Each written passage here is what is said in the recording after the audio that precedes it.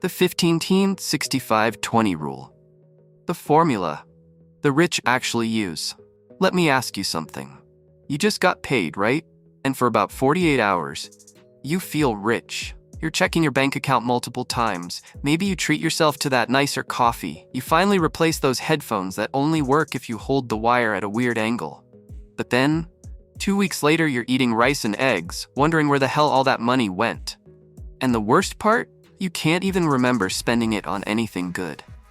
If that's you, what I'm about to show you is going to completely change how you think about money. Because here's the thing. The reason you feel broke isn't because you don't make enough. It's because you're using the wrong formula. Hello and welcome to my channel. I spend way too much time thinking about why smart people stay broke while others build wealth on average incomes. If you're someone who makes decent money, but somehow always ends up back at zero every month, make sure to hit the subscribe button and give this video a thumbs up if this helps you out. Today, we're breaking down the 15-65-20 rule, the actual wealth-building formula that separates people who look rich from people who are rich.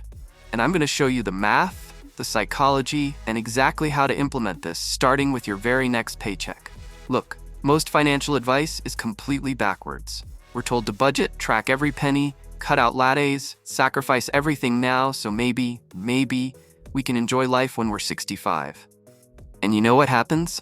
People try it for 3 weeks, hate their lives, then give up completely and go back to winging it. Here's what most people don't realize. A 2023 study by the Financial Health Network found that 64% of Americans, that's nearly 2 out of every 3 people, are living paycheck to paycheck. But here's where it gets really interesting. That number includes people making over $100,000 a year. This isn't an income problem. This is a system problem. The traditional advice says pay yourself first, save 20%, then live on what's left. Sounds great in theory, right? But in practice, what happens? You move that 20% into savings on payday. Then by day 18 of the month, you're transferring it back because rent is due and you miscalculated grocery costs. I see this constantly. The 15-65-20 rule flips this entire approach on its head, and it's based on how wealthy people actually structure their cash flow, not the sanitized advice they give in interviews.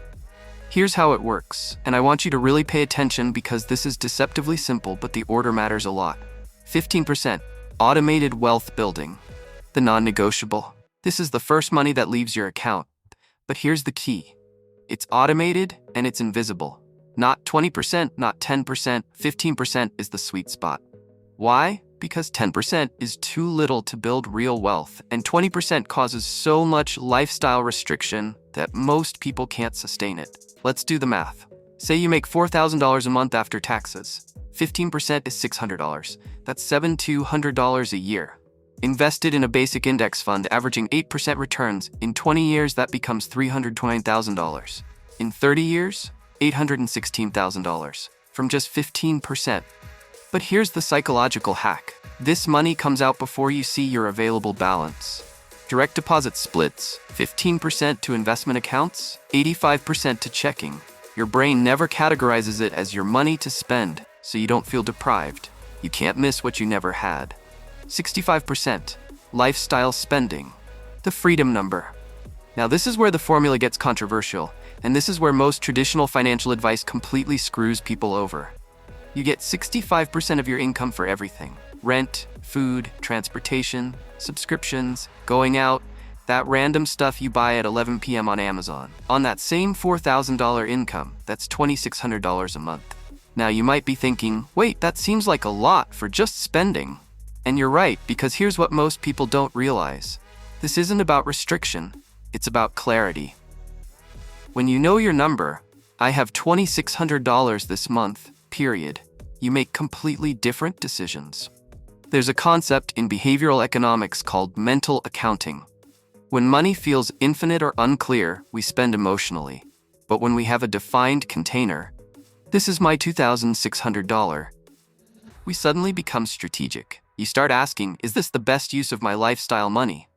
Not, can I afford this? That's the wrong question. And here's the thing, 65% is enough to live a genuinely good life, if you're intentional. The problem is most people spend 95%, hate their lives, then wonder why they're not building wealth. 20% goal money, the life changer.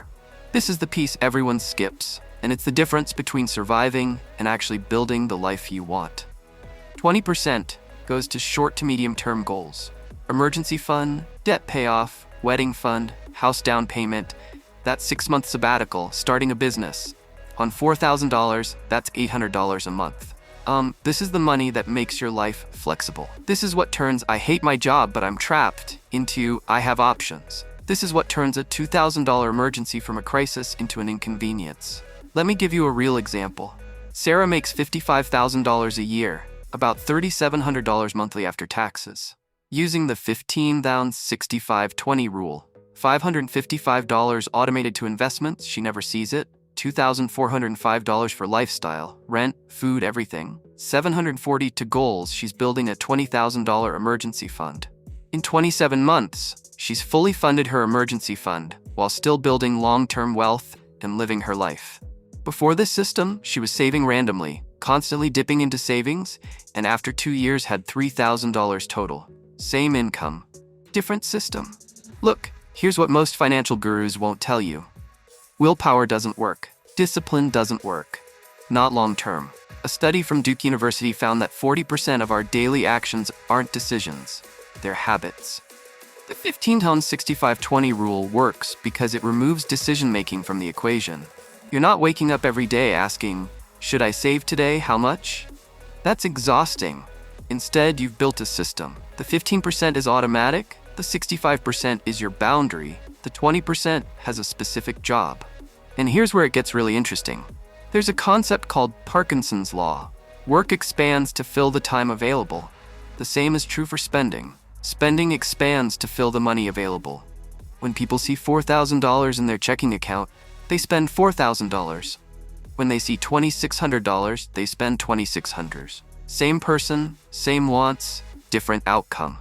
The 15-65-20 rule weaponizes this psychological quirk in your favor. Okay, you're convinced, but now you're thinking, this sounds great, but I'm already living paycheck to paycheck. I can't just suddenly live on 65%. Fair. Here's how you transition. Step 1, calculate your current split. Pull up the last 3 months of spending. Where is your money actually going? Most people are at 5 to 95 or worse, barely saving, spending everything, no goal money. You need to see the truth first. Step 2, start with the 20%. Don't touch your spending yet. Don't touch the 15% automation yet. Start by carving out even $200 to $300 monthly for goal money. Why? Because this gives you quick wins. Watching that emergency fund hit $1,000, then $2,000 creates momentum. It proves the system works. Step 3, automate the 15%, even if it's smaller at first. If 15% genuinely isn't feasible yet, start with 10% or even 5 cents. But make it automatic. Set up the direct deposit split or an automatic transfer the day after payday. The amount matters less than the system at first. Step 4. Engineer your lifestyle to 65%. This is the hard part, and I'm not going to lie to you. This might mean changes. Maybe you need a roommate for a year. Maybe you cancel subscriptions you forgot about. Maybe you eat out twice a month instead of 8 times. But here's the reframe. You're not sacrificing. You're making a trade. You're trading unconscious spending that brings zero lasting value for a system that builds actual wealth and options. Now you might be thinking, but my rent alone is 40% of my income. Then the 15-65-20 might need to adjust to 10,070-20 temporarily, but the structure stays. The point isn't the exact percentages, it's the 3-part system: wealth building, lifestyle clarity, and goal money. What if I have debt? Minimum payments come out of the 65%. Aggressive debt payoff comes from the 20%. Why? Because the 15% investment is building wealth while you pay off debt. Time in the market matters. Don't wait until you're debt-free to start building wealth. You'll lose years. Rich people don't follow formulas like this. Actually, they do. They just don't call it that. Wealthy people pay themselves first, 15%. They live well below their means, 65%. And they always have capital for opportunities, 20%. They just do it instinctively because they understand money. This formula gives you that same structure. Here's the thing. Most people spend their entire lives wondering why money feels so hard. They make more and more, but somehow still feel broke. And the reason isn't complicated. They don't have a system. The 15-10-65-20 rule isn't magic. It's not going to make you a millionaire overnight, but it will do something more important. It'll make you feel in control for the first time. It'll turn money from this chaotic, stressful thing into a tool that actually works for you. So here's what I want you to do. Pull up your bank account right now. Look at your last paycheck. Do the math. What's 15%? What's 65%? What's 20%? Write those numbers down. Then, and this is the most important part, set up one automation this week. Just one. Move that 15% automatically. Or set up the $200 transfer to your goal account. Start, because the difference between where you are financially and where you want to be isn't information, it's implementation. If this helped you, hit that subscribe button because we're going way deeper on this channel. Drop a comment telling me your 3 numbers. I want to see your plan, and I'll see you in the next one.